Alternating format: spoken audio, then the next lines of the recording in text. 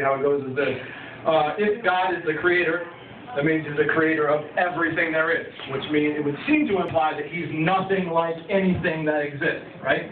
So now, if you add to that the assumption that we get our concepts from the things that exist, namely our interactions, like with the cup here, I get my concept of a cup from interactions with the cup, okay? Then how could we have a concept of God if he's nothing like the things of the world that he created, supposedly? In fact, how could we even call him a he? See how it works? Okay.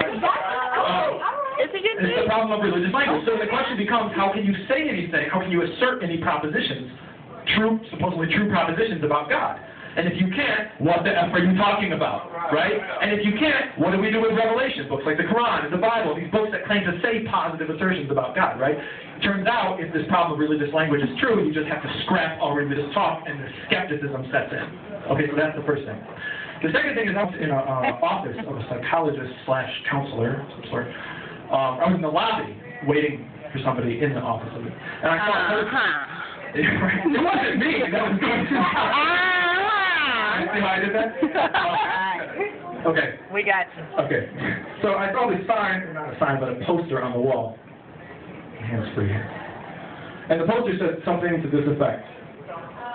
It said, if your kids never see a little bit of God in their father, then they are never going to be able to see a father in God. Okay? Yeah, I don't know. I thought it was pretty deep, or it might be kind of ridiculous. It sounded pretty deep.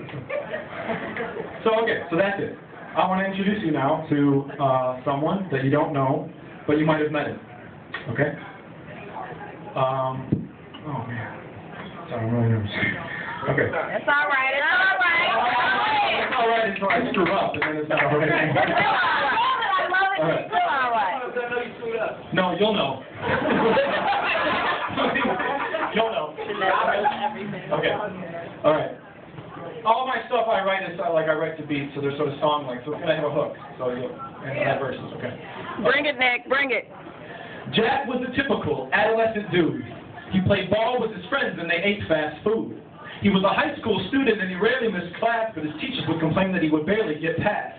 Said he should have kicked ass. No, they didn't say that. But he could always tell when he got his grades back that they thought that he knew that he was smart and that it wasn't in his head. It must have been in his heart. But he just played his part and did what he had to do, passed when he needed to, and just slid through. Slept through advanced classes, walked through track practice, and that's about the whole of it with just one atlas. The fact is, he didn't mean harm by lack of attention. And he could always prove it wasn't lack of comprehension, never suspended, and never in detention. College, job, and wife was always his intention. Jack was upstanding, 6 foot spanning, Anglo-Saxon, and played most back then. See, that was the one thing. Jack believed in God, and he never found it false, and he never found it odd, till one day Jack came home from his job, found his older sister standing outside in a sob, wiping her tears with her hair, crying, "Dad doesn't care. He left out, and he's never coming back from there." And now you don't know Jack, and you don't know Jack, and you don't know anything because you don't know that. He's changing his religion just to fit his vocab, and if you don't know that, then you don't know Jack. So you don't know Jack because you don't know Jack, and you don't know anything if you don't know that. And this is dedicated to the kids with no dad, and if you don't know them, you don't know Jack. Now fast forward 4 years, 2 months, what's the score? Jack's a little different than before the Civil War, lives in the city, don't really come around much more, but sometimes he'll bring his mom flowers from the store. But then he's gone again. He's like a rebel on the train. It's like he's got trouble on the brain. He's been walking in the rain, thinking about the problem of pain, and about how our religions are probably the same. Like it's all the same message, it's just a different story, and suddenly it's starting to sound a little corny. It's all tradition, and therefore it's all infected, and suddenly Jack's not feeling so dejected. In fact, Jack's feeling enlightened and invested in a cause that's righteous, to fight the vestige of ignorance to the truth of the position of the skeptics. And Jack's been smoking weed and listening to Hendrix. And speaking of Hendrix, he's been at the library too. Now watch very closely how the theme carries through.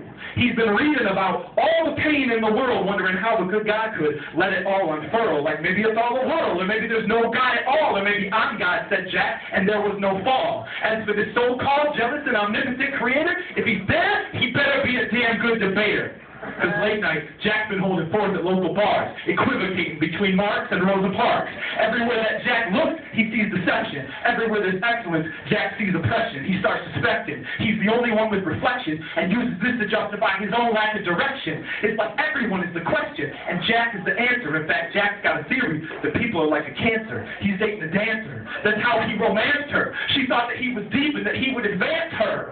Personal goal to be more intellectual, which just made it easy for things to get sexual, which satisfied Jack's need to feel effectual, and needed to act like they say you need your vegetables.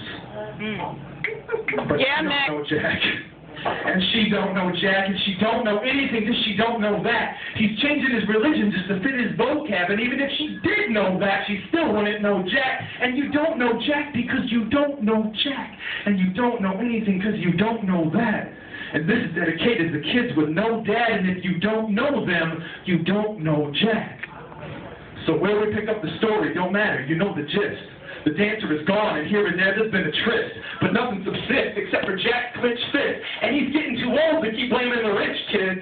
It's time to get his. But every time he starts, he up and ceases. So everything he tries to build just breaks apart in pieces. You could hardly see this if you only met him for a minute, because he knows how to give off the impression that he's winning. And he knows how to speak, and he plays the game well. And he knows how to stand to hide the scars from where he fell. And he hardly has to tell. And he's got a perfect bluff. And he's quick off the top, and he's dope off the cuff. But long ago, he lost his trust, and ever since he's been a bust.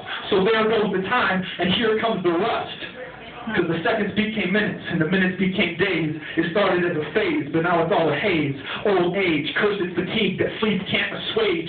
He tries to turn a new leaf, but he just rips the page. And now he's selfish like a kid with a fistful of candy. Still looking for his arc like he's Chris Montesanti. Read Dostoevsky with a pistol and a brandy. Side with Dimitri like they just don't understand me. Because they don't know Jack.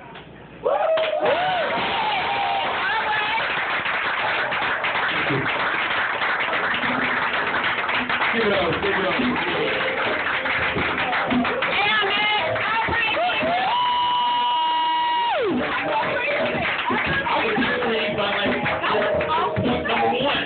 Point number one is set out, and I was like, damn, that was good. That was good.